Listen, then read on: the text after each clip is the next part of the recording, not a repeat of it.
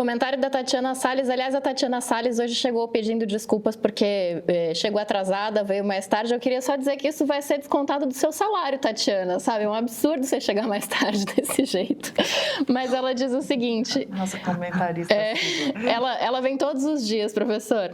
Ela diz, olha, eu não acho, por experiência própria, que a esquerda seja boa com política pública. A esquerda brasileira, ao menos, é ruim de diagnóstico, não olha para as experiências internacionais e nem mede resultados. E aí eu queria usar essa pergunta dela aqui como um gancho para a gente falar um pouquinho de 2026, professor, porque a gente tem um cenário aí em que a direita está super fragmentada, né, com o processo do golpe, com o Bolsonaro inelegível, com essa disputa aí pelo bolsonarismo, né, pelo trono do bolsonarismo e também pela direita que se afastou do Bolsonaro.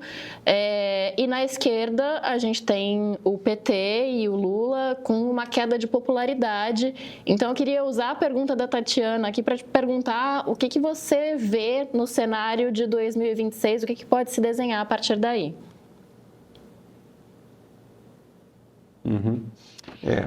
Do jeito que a gente está pondo agora, quer dizer, direita virou outra coisa, né? Mais longe do que era a direita há 15, 20 anos atrás, né? E a gente fala dessa coisa basicamente apostando no desmanche, é mais o que a gente chamaria extrema-direita, né? E não era o repertório do que seria um centro-direita há 15, 20 anos atrás, que também estava fazendo políticas. Basta ver, sei lá, os tucanos no governo Fernando Henrique. Tem alguma desregulação, um neoliberalismo meio moderado ali, alguma privatização, alguma desregulação, mas muita construção institucional ainda, né? Muita coisa estava acontecendo, sendo construído, um certo consenso que vinha por ali. Eu acho que o Brasil não é nem melhor nem pior do que ninguém para fazer política pública. Quer dizer, você vai ter política pública é tentativa e erro, né? Você tenta, quanto melhor o diagnóstico, cuidadosa a formulação, provavelmente melhor. Mas tem sempre algum trade-off aí entre ficar tempo demais formulando e não conseguir implementar, né? Ou correr para a implementação sem um diagnóstico. Você sempre tem que achar um equilíbrio nisso. Coisas podem dar errado. Mas a gente tem um repertório de conquistas também muito relevante, né? O SUS não é banal, Não. Né? Pensa no Brasil, pensa o que é o Brasil pré-SUS, né? E pensa o que é o SUS e pensa o que é saúde mundo afora, né? E você tem algo que a gente pode bem se orgulhar, e não é invenção da esquerda estrito sensu, né? Não é invenção do PT, né? Estava lá, o Partido Sanitarista estava lá por toda parte na Constituinte, no PMDB, etc., no PSDB, no PSB, no PT também, muita gente para todo lado. E se você me permite ser indelicada e te interromper, é só porque eu não posso perder a chance de falar para a Tatiana e para todos que nos assistem que o nosso documentário Democracia, uma História Sem Fim, que está no nosso streaming, fala justamente dessa construção que você está narrando, de como é no ambiente democrático da nova república que as maiores conquistas de políticas públicas e de avanços sociais do país foram feitas, foram realizadas, e isso não é mérito de um único campo político, mas sem dúvida é porque os campos democráticos trabalharam, né? Então, não é na ditadura, não é em quem faz tentativa de golpe, nunca isso, mas que pontua isso. Então, pontua a Constituinte como um grande momento,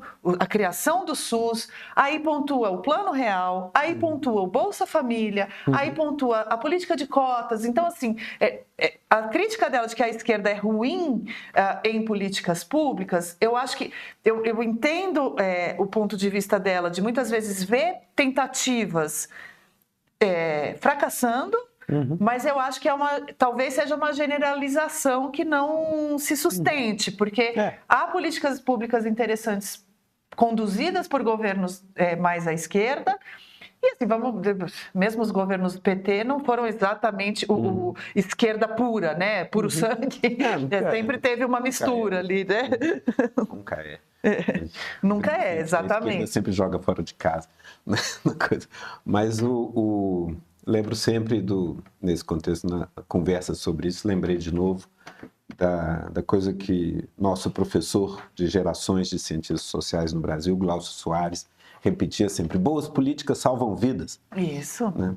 E ele mesmo, depois de 20 anos lutando com o câncer e foi morrer de Covid sob um governo que se recusava a fazer a política elementar, ditada pela regulação internacional a respeito do assunto. Né? Mas eu acabei interrompendo teu raciocínio para chegar no que pode ser 2026. Exato, essa era a premissa. 2020, nesse momento, inclusive, assim, é importante ter clareza, eu acho, sobre 22, basicamente o que ganhou a eleição em 22, quando você tem uma eleição que vai 51 a 49 ou algo parecido, né? Não foi o PT ganhou a eleição. O PT ganhou a eleição, ok, Lula é filiado ao PT, então ele ganha a presidência da República. Mas eu brincava, ali tinha de um lado o Bolsonaro, do outro lado o Partido da Constituição, digamos assim. É importante, eu acho, nesse momento, é importante cultivar sobriedade e senso de perspectiva, né? E baixar expectativas, né? Porque o vento toca contra. Né? Não é só no Brasil, basta ver o que está acontecendo nos Estados Unidos e etc. Né? Então, é muito importante esse Partido da Constituição cultivar a coesão interna. Eu acho, nesse sentido, acho sintomático, sugestivo, né? Esse shift, essa oscilada, né? Essa apropriação mais agressiva pelo governo nesse momento dessa agenda sensível, eleitoralmente nevrálgica, tanto segurança pública quanto do pequeno empresário, que, enfim, é eleitoralmente importante, que não tem sabor de pauta exclusivamente petista. Né? São agendas que sinalizam certa ambição, esperança de aglutinação do Partido da Constituição, de manter isso aglutinado para 26. Eu consumo pesquisas de opinião, assim, de popularidade, assim, com muita moderação. Quando alguém me mostra uma pesquisa avaliando a reforma ministerial, eu mudo a página. Falo, não, passa adiante. Obrigada. Tem zero interesse. Entendeu? Porque isso realmente significa nada.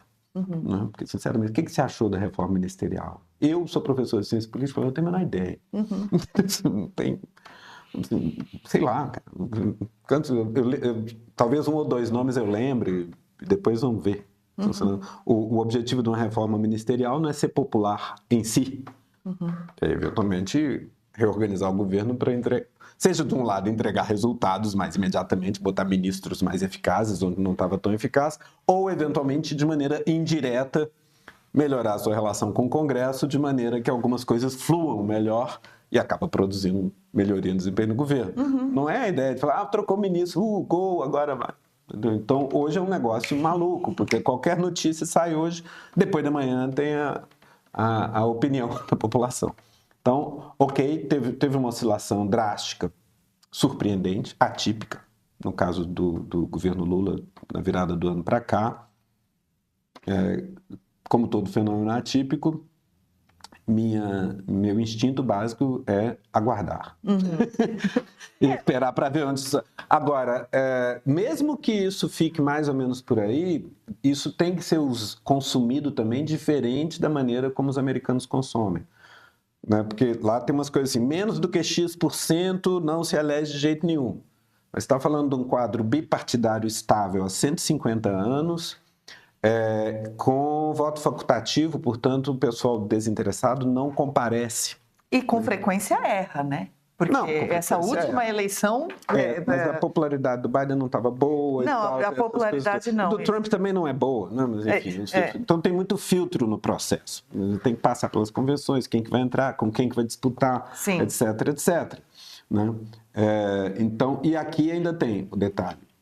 Voto obrigatório, o que faz um comparecimento mais alto, que provavelmente tem uma relação mais errática com o resultado da consulta de pesquisa, porque parte das pessoas podem estar falando algo na pesquisa agora e votando de outra maneira depois.